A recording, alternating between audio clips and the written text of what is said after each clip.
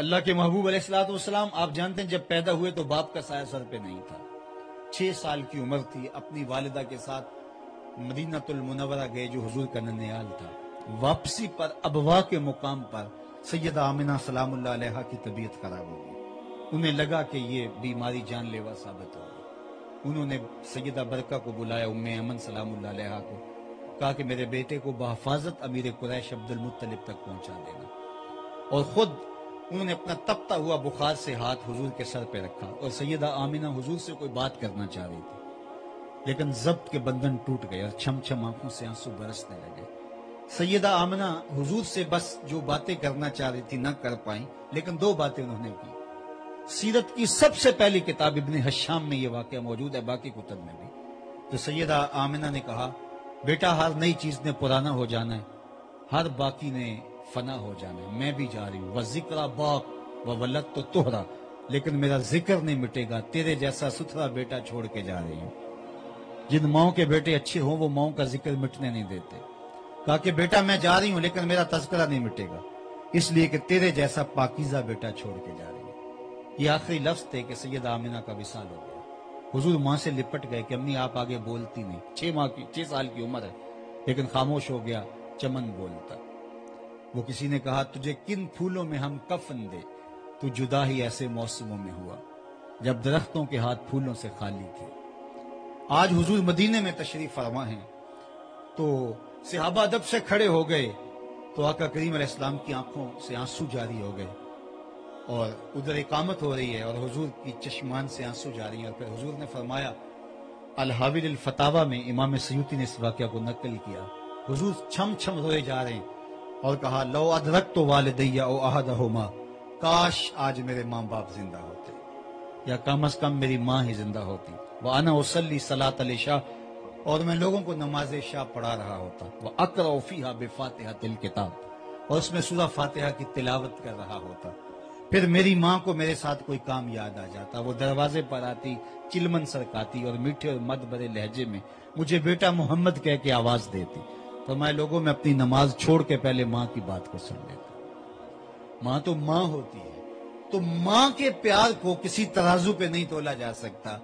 تو یار ماں نے تو جنم دیا ہے اور اس کا پیار چھلکتا ہے، تو جس نے خلق کیا ہے اس کے پیار کا عالم ہے. تو کوئی نادان بچہ ماں کی گود چھوڑ کے بھاگ جائے تو ماں کے حلق سے نیچے لقمہ نہیں اترتا اور ماں کہتی پتر تو کہاں دھوپ میں خراب ہو رہا ہوگا، تو نے پتہ نہیں کھانا بھی کھایا ہے کہ نہیں کھایا ہے، آجا پلٹ کے میری باہیں تیرے لیے کھلی ہیں.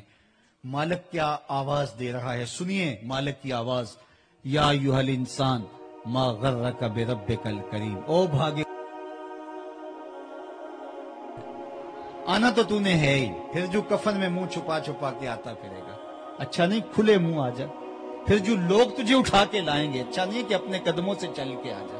فرار کا راستہ تو نہیں ہے میرے حضور، تجھے آنا تو ہوگا ہی، پیش تو ہونا ہی ہوگا، لیکن کتنا اچھا ہو کہ تو خود اپنے قدموں سے چل کے میرے حضور آ جا. میں یہ نہیں دیکھوں گا کہ تو نے گناہ کتنے کیے، یہ دیکھوں گا کہ میری دہلیز پہ واپس آ گیا.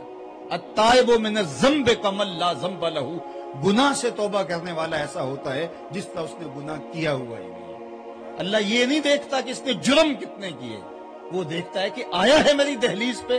فرشتوں کہتا ہے دیکھو میرا بندہ آخر میرے در پہ آیا ہے. ان ربکم حیی کریم یستحیی من عبدہ اذا رفع یدیہ الیہ ان یردہما صفرا، تمہارا رب حیا کرنے والا کریم ہے.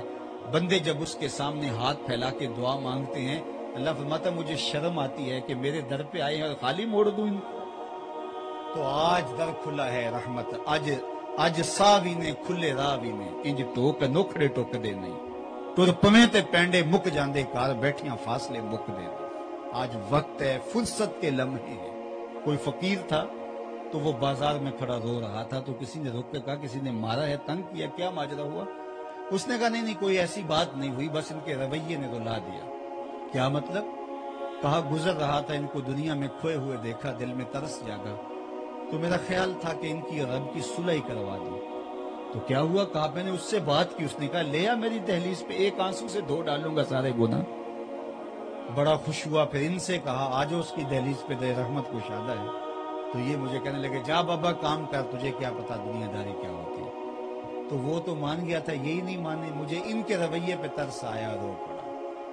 2-4 دن گزرے تو وہی فقیر، وہی بابا قبرستان میں کھڑا رو رہا تھا۔ تو وہی شخص دوبارہ گزرا، دیکھا کہ وہ دوبارہ رو رہا، تو پھر رو گیا۔ کہا آج کیا ماجرا، آج کیوں رو رہے ہو؟ کہا آج کہانی بھی اس دن والی ہے۔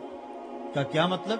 کہا ان سے مایوس ہوا تو آج ادھر پلٹ آیا، اور میرا خیال ہوا کہ آج ان قبرستان والوں کے رب کی صورت کروا دوں۔ بڑے تجسس سے پوچھا آج کیا بنا؟ کہا آج یہ مان گئے، وہ نہیں مان رہے۔ اس دن وہ مانتا تھا، وہ نہیں مانے تھے، اور آج یہ مان رہے ہیں، وہ نہیں مان رہے۔ تو قبل اس سے کہ وہ وقت آئے کہ پھر وہ نہ مانے، آج لے ان کی پناہ، آج مدد مانگ ان سے، کل قیامت کو نہ مانیں گے اگر مان گیا۔ میں نے تو کتب میں پڑھا ہے کل قیامت کے دن نیکوکار بھی پچھتائے گا۔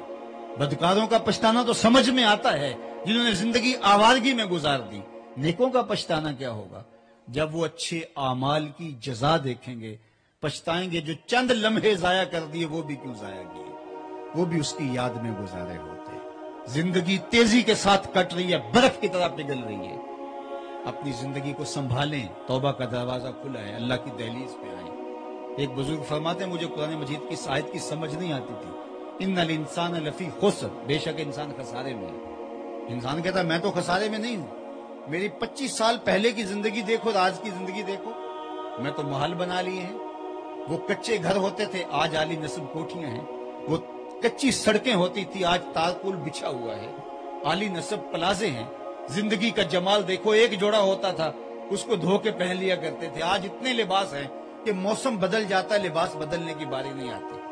کبھی کھا لیتے تھے، کبھی کھانا نہیں نصیب ہوتا تھا، آج ٹیبل پہ اتنے کھانے ہوتے ہیں کہ جو ہے وہ یہ انتخاب مشکل ہوتا ہے کون سا کھائیں کون سا چھوڑیں۔ میں تو بہتر ہو گیا ہوں، لیکن اللہ کہتا ہے نہیں، تو خسارے میں۔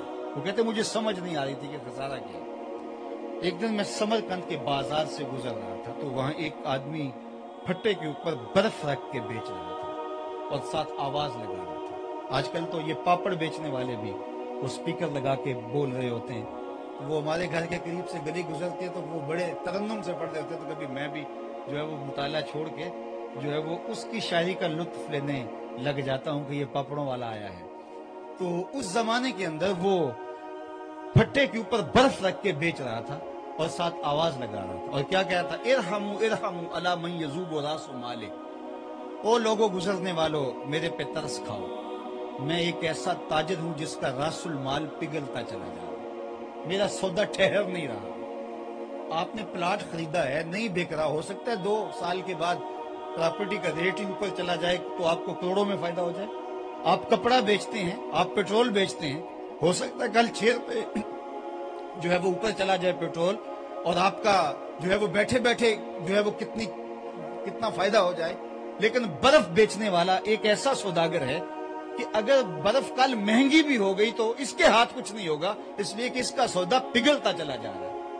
تو وہ سمرقند کے بازار میں پھٹے پہ برف رکھ کے بیچ رہا تھا اور کہہ رہا تھا ارحموا ارحموا علی من یذوب راس مالہ، میرے پہ رحم کھاؤ، مجھ سے کوئی برف کی ڈلی لیتے جاؤ، میں ایسا تاجر ہوں جس کا راس المال پگھلتا جا رہا ہے۔ تو کہتے جب اس نے یہ آواز لگائی نا تو مجھے سمجھ آ گئی کہ ان الانسان لفی خسر کا معنی کیا ہے۔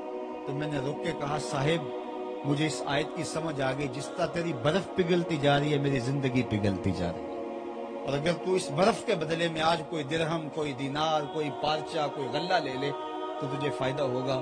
میں بھی اس زندگی کے بدلے ان گزرتی کٹتی ٹوٹتی سانسوں کے بدلے میں درود پڑھ لوں، سجدہ کر لوں، قیام کر لوں، کسی دکھی کے سر پہ ہاتھ رکھ دوں تو آج یہ میری سانسیں کام آ گئی، ورنہ ٹوٹ ٹوٹ کے بکھر جائیں گی، اور پھر ایک وقت آئے گا۔ یہ گنتی آپ نے دیکھا 0 پہ آ جاتی ہے جب الٹی کی چلنا شروع ہوتی ہے، اشارے پہ گنتی الٹی چلتی ہے، 60 سے 70 سے 20 سے، تو گنتیاں جب الٹی چلنا شروع ہو جائیں تو پھر بہت جلد 0 پہ پہنچتی ہیں۔ یہ سانسوں کی گنتیاں الٹی چل رہی ہیں، ہم سمجھتے ہیں ہم بڑے ہو رہے ہیں لیکن ہم چھوٹے ہو رہے ہیں۔ وقت پر کافی ہے ایک قطرہ بھی آب خوش ہنگام کا، جل گیا جب کھیت برسا می تو پھر کس کام کا۔ آئیے میں اور آپ اپنی زندگی کو اللہ اور اس کے رسول کی راہوں پہ لگا لیں اور اپنی آخرت کی تیاری کریں۔ بارگاہ عزدی میں دعا ہے کہ اللہ مرحومہ کو کروٹ کروٹ جنت کی بہاریں نصیب فرمائے، اس خاندان کو اپنی پناہ میں، امان میں، حفاظتوں کے حصار میں رکھے۔ جتنے لوگ آپ تشریف لائے گھروں میں واپس پہنچنے سے پہلے